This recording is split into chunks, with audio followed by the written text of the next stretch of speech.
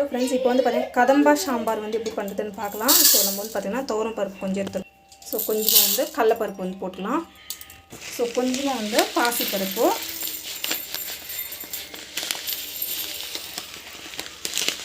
So பாசிப்பருப்பு வந்து எடுத்துருக்கேன்.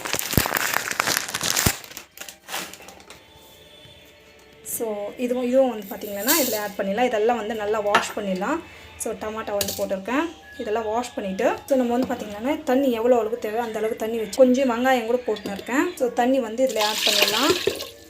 தண்ணி ஆட் பண்ணிவிட்டு நம்ம வந்து பார்த்திங்கன்னா ஒரு 3 to 4 விசில் வரைக்கும் வச்சுக்கலாம்.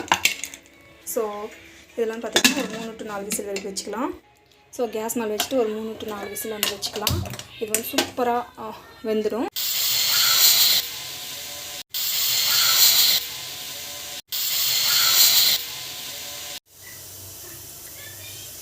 இந்த கதம்ப சாம்பார் பண்ணுறதுக்கு என்னென்ன எடுத்துருக்கேன்னா கத்திரிக்காய், ஸோ முருங்காய் இருந்தால் முருங்காய் எடுத்துக்கோங்க, பூண்டு, வெங்காயம், சின்ன வெங்காயம் தான் எடுத்துக்கோங்க, நல்லாயிருக்கும். கேரட்டு,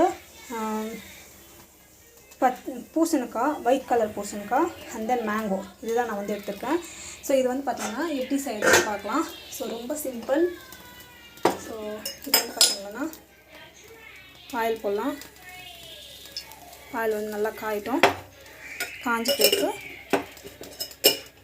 மேக்ஸிமம் வந்து இது வந்து டேஸ்ட் வந்து சூப்பராக இருக்கும். ஸோ இதுக்கு வந்து பார்த்திங்கன்னா கடுகு, சீரகம் போட்டணும், வந்து கொதிக்கணும். ஸோ நெக்ஸ்ட் வந்து பார்த்திங்கன்னா பூண்டு வந்து பார்த்திங்கன்னா வெங்காயம் ஆட் பண்ணிடலாம். நல்லா வந்து வதக்கிட்டு நல்லா வதங்கிட்டு அந்த பச்சை வாசம் போடுறதுக்கு வதங்கி சால்ட்டு, ஸோ பெருங்காயம் வந்து ஆட் பண்ணிக்கலாம். ஸோ இன்னும் வந்து வதங்குறேன்.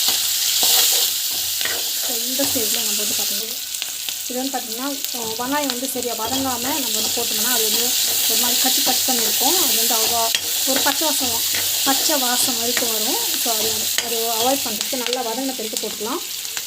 ஸோ பூசணிக்காய், கேரட்டு, ஸோ உங்கள்கிட்ட என்னென்ன வெஜிடபிள்ஸ் கிட்ட எல்லாமே மேக்ஸிமம் ஆட் பண்ணிக்கலாம். நல்லா தான் இருக்கும். ஸோ எக்ஸப்ட் தான் இந்த கலக்கெல்லாம் இருக்கும் இல்லையா, ஸோ அதுக்கு. ஸோ கத்திரிக்காய் வந்து ஆட் பண்ணிட்டேன். ஸோ வதக்கிட்டு ஸோ வந்து பார்த்திங்கன்னா மிளகாத்தூள் நான் வந்து பார்த்திங்கன்னா லிமிட்டடாக போட்டுக்கிறேன். இப்போ குழந்தைங்க வந்து சில சாப்பிடுவாங்க. இதில் வந்து பார்த்திங்கன்னா மஞ்சள் பொடி, தனியா பொடி எல்லாமே இருக்குது, அதுக்கு இருக்குங்க. ஸோ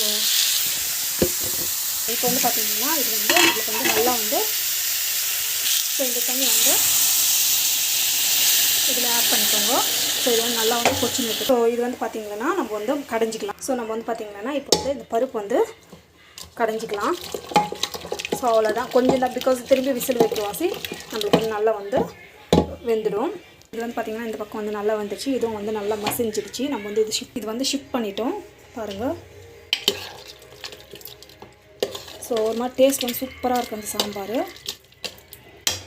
விசில் போட்டுட்டு ஒரு 3 விசில் வர வரைக்கும் வைக்கலாம். நம்மளுக்கு வந்து பார்த்திங்கன்னா சூப்பரான சாம்பார் வந்து ரெடி ஆகிடுச்சு. வந்து பார்த்திங்கன்னா சாம்பார் வந்து ரெடி ஆகிடுச்சு. ஒரு செக் பண்ணி பார்க்கலாம். உப்பு பத்தலைன்னா உப்பு வந்து ஆட் பண்ணிக்கலாம். சூப்பராக வந்து ரெடி ஆகிட்டு இருக்குது. ஸோ இது வந்து பார்த்திங்கன்னா இட்லிக்கு இந்த பக்கம் வந்து பார்த்திங்கன்னா நம்மளுக்கு வந்து இட்லி வந்து